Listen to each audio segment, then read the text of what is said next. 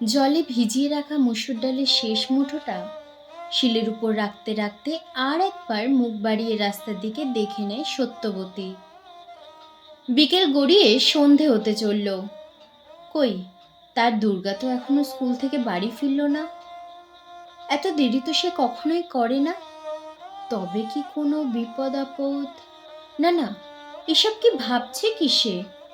নিজের মনের উপর একরকম ধমক টেনে কোনো রকমে সামলে নেয় মনটাকে। হয়তো বন্ধুরা মিলে পুজোর মণ্ডপের দিকটায় গেছে একটু। কাল থেকেই তো আবার পুজো শুরু। হাতের কাজটা ঝটপট করে সেরে নিয়ে উঠোনের বালতির জলে হাতটা কোনো মতে ধুয়েই একরকম হন্তদন্ত হয়ে বেরিয়ে পড়ে সত্যবতী। মনটা তার বড্ড কু ডাকছে আজ। কোনোভাবেই যেন শান্ত করতে পারছে না নিজেকে। একবার ময়নাদের বাড়িতে গিয়ে একটু খোঁজ নিয়ে দেখা যাক ময়না স্কুল থেকে ফিরল কিনা।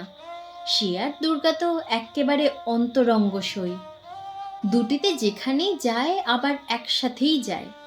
হতেও পারে দুর্গা তাদের বাড়িতেই আছে, হয়তো প্রাণেশ্বরীর সাথে গল্পে মেতে উঠেছে বলেই বাড়ি ফেরার কথা তার আর মনে নেই। এইসব নানা কথা ভাবতে ভাবতেই ময়নাদের উঠোনের পেঁপে গাছের কাছটায় দাঁড়িয়ে ময়নাকে একেবারে জোরে ডাক দেয় সত্যবতী। কিন্তু সেখানে সে কোনো খোঁজ পায় না দুর্গার। ময়নার মা তাকে জানায় যে ময়নার গতকাল রাত থেকেই ধুম জ্বর, তাই আজ সে স্কুলে যায়নি। এরপর মাথার মধ্যে হাজারো দুশ্চিন্তা চাপিয়ে নিয়ে মণ্ডপের দিকটায় পা বাড়ায় সত্যবতী। কিন্তু না, সেখানেও সে তার দুর্গার কোনো খোঁজ পায় না। তাহলে কোথায় গেল তার দুর্গা? বুকের ভিতরটা কেমন যেন হু হু করে ওঠে তার। এই একরত্তি মেয়েটা ছাড়া যে তার আর কেউ নেই, কিচ্ছু নেই। বিকেলের শেষ আভাটুকু মলিন হয়ে সন্ধ্যের আধার ঘনিয়েছে বেশ কিছুক্ষণ। গ্রামের ফিশারি পেরিয়ে মল্লিকদের আম বাগানের পাশে মাটির রাস্তাটা ধরে দিশাহারা হয়ে হাঁটছে সত্যবতী। হঠাৎ একটা মৃদু গোগানির শব্দ কানে যেতেই থমকে দাঁড়ায় সে। ল্যাম্পপোস্টে টিমটিম করে জ্বলতে থাকা আলোয় সেইভাবে স্পষ্ট দেখা যাচ্ছে না কিছুই। তবুও কোনো এক অজানা কৌতূহল ও আতঙ্কের জেরেই শব্দটা অনুসরণ করে সেদিকেই পা বাড়ায় সে।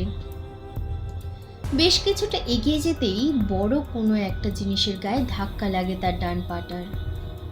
সামনে ঝুঁকে ভয়ে ভয়ে জিনিসটার উপর হাত বোলাতে সে বুঝতে পারে একটা মানুষের শরীর উপুর হয়ে পড়ে আছে। প্রায় অচৈতন্য সেই শরীরটার কাঁধটা আলতো করে ধরে সামনের দিকে ফেরাতেই পায়ের নিচ থেকে মাটি সরে যায় তার। ওখানেই ধপ করে মাটিতে হাত পা ছড়িয়ে বসে পড়ে সে। দুর্গা, এই দুর্গা, ওঠ না, ওঠ না মা, কি হয়েছে তোর? কি করলো তোর এই অবস্থা? এই দুর্গা, এই দুর্গা। দুর্গার রক্তাক্ত নগ্ন শরীরটা দেখে সত্যবতীর গলা ছিঁড়ে বেরিয়ে আসে তীব্র আর্তনাদ। কষ্টে যন্ত্রণায় তার চোখ থেকে ঠিকরে বেরিয়ে আসে একের পর এক জলের ফোঁটা। 10 বছরের দুর্গার অচৈতন্য নগ্ন শরীরটাকে দুহাতে জাপটে ধরে পাঁজা করে কোলে তুলে নিয়ে উন্মত্তের মতো বাড়ি ফেরে সত্যবতী। পাড়ার লোককে ডেকে এনে সেই রাতেই গ্রামের হাসপাতালে ভর্তি করে দুর্গাকে। টানা 2 দিন সেখানে চিকিৎসার পর অবশেষে সপ্তমীর দিন দুপুরে ছুটি দেওয়া হয় তাকে। শারীরিক দিক থেকে দুর্গা মোটামুটি সুস্থ হলেও জ্ঞান ফেরার পর তার মুখ থেকে একবারও মা ডাক শোনেনি সত্যবতী। কেমন যেন হয়ে গেছে তার দুর্গা। কোনো কথা বলে না, ডাকলেও সাড়া দেয় না, ঠিক যেন একটা জীবন্ত পাথরের মূর্তি। অষ্টমীর দিন সকালে জং ধরা পুরানো টিনের ট্রাঙ্ক থেকে একটা হলুদ রঙের তাঁতের শাড়ি বের করে দুর্গাকে পরিয়ে এক প্রকার জোর করেই পুজো মণ্ডপে নিয়ে আসে সত্যবতী। আশেপাশে সবাই এক অদ্ভুত দৃষ্টিতে চেয়ে আছে তার দিকে। কেউ কেউ কানাঘুষো কিসব আলোচনা করছে তাদের নিয়ে। এমন সময় হঠাৎ গ্রামের স্বনামধন্য ঠাকুরমশাই সনাতন চক্রবর্তী দুর্গার দিকে ক্ষিপ্ত দৃষ্টি নিক্ষেপ করে চেঁচিয়ে ওঠেন, সত্যবতী, তোর এই নোংরা মেয়ে ছেলেকে নিয়ে মায়ের মণ্ডপে পা রাখার সাহস হলো কি করে? এক্ষুনি বেরি। তার মুখের কথা শেষ হতে না হতেই দুর্গা এক ছটকায় মায়ের হাত থেকে নিজের হাতটা ছাড়িয়ে হিংস্র বাঘিনীর মতো ছুটে এসে মাটি থেকে ফল কাটার বটিটা তুলে নিয়েই ধাক্কা মেরে সনাতন চক্রবর্তীকে আছড়ে মাটিতে ফেলে তার বুকের উপর পা তুলে দাঁড়িয়ে প্রচণ্ড রাগে ফুঁসতে থাকে। জ্বলন্ত লাভার মতো উত্তপ্ত নিঃশ্বাস ছিটকে বেরিয়ে আসে তার নাসা পথ ধরে। আমি তোকে ছাড়বো না পণ্ডিত, আমি তোকে ছাড়বো না। তোর ভালো মানুষই আমি আজই বের করব। ভুলিনি, আমি কিছুই ভুলিনি সেদিনের কথা।